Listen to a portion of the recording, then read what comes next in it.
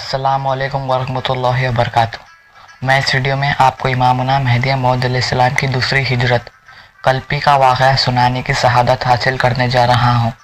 अऊज़ु बिल्लाहि मिनश शैतानिर रजीम, बिस्मिल्लाहिर रहमानिर रहीम।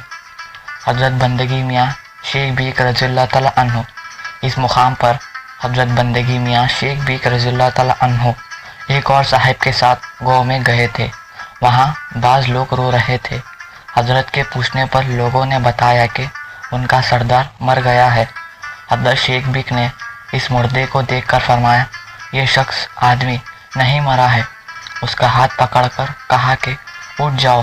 फ़ौरन वो ज़िंदा हो गया। ये देखकर वहाँ के लोग ने हज़रत को ही नौज़ुबिल्लाह खुदा कहना शुरू कर दिया।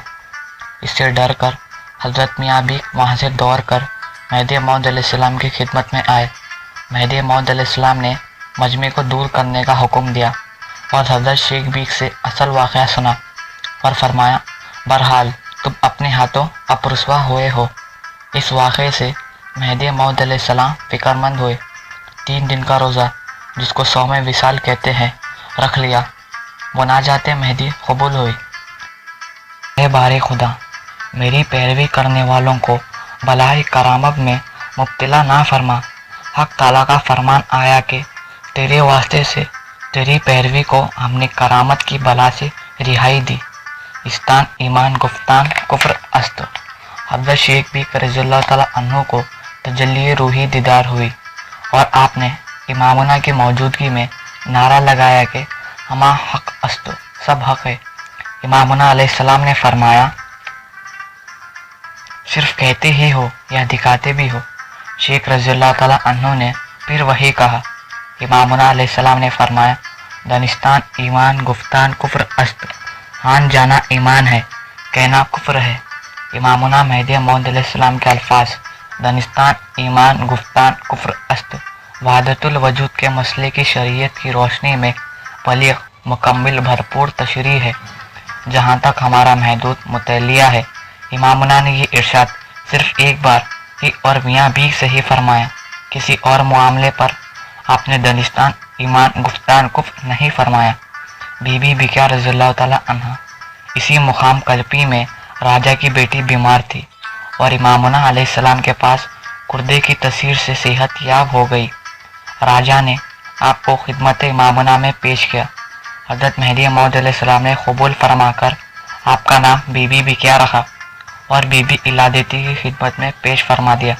उम्मुल मुसद्दिक़ीन ने बेहद इसरार पर इमामुना ने बीबी बिकिया से अख्त फरमाया। चंद रोज़ बाद बीबी बिकिया का विसाल हो गया। इमामुना मेहदी मौऊद अलैहिस्सलाम की तीसरी हिजरत चंदिरी। चंदिरी में हज़रत मेहदी मौऊद अलैहिस्सलाम की सूरत पहुँच चुकी थी कि ऐसे वली कामिल, हक़ को बातिल से जुदा करने वाले खातिमुल अंबिया सल्लल्लाहु अलैहि वसल्लम के बाद ना कोई हुए और ना होगे। सज्जदों का अंजाम। इस शहर के मखदूम ज़ादों ने असद के मारे कहला भेजा कि यहाँ से चले जाओ। हज़रत मेहदी मौऊद अलैहिस्सलाम ने फरमाया कि हक ताला का फरमान हुआ है कि आगे बढ़ जा। हम हुक्म खुदावंदी की बिना पर आगे जाएंगे। सज्जदों के आदमी दोबारा आए और तकरार करते हुए कहा कि निकल जाओ और धमकी भी दी। इमामुना अलैहिस्सलाम और तमाम साथी अल्लाह के हुक्म पर वहाँ से रवाना हो गए और एक जंगल में रात बसर की। दूसरे दिन 2 आदमी जो चंदिरी में रह गए थे, वापस आने पर यह बतलाया कि वहाँ लोग शराब पी रहे थे कि एक ओहदेदार का लड़का एक शेखजादे के हाथों मारा गया, जिस पर वहाँ के हाकिम ने तमाम शेखजादों पर कत्ल व खैरात का हुक्म जारी किया।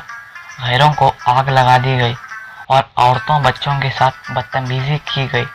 वहाँ के लोगों की ज़ुबान पर यही था कि ये मुसीबत उन सैयद यानी मेहदी मौऊद की बदवा से पहुँची। हज़रत मेहदी मौऊद अलैहिस्सलाम ने फरमाया कि बंदगान खुदा से किसी को कोई तकलीफ़ नहीं पहुँचती, लेकिन उसके किरदार की सहब से ऐसा हुआ है।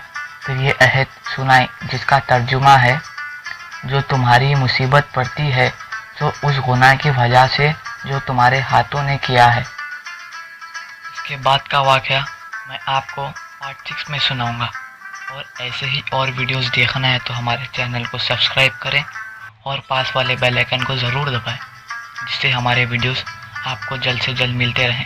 جزاک اللہ۔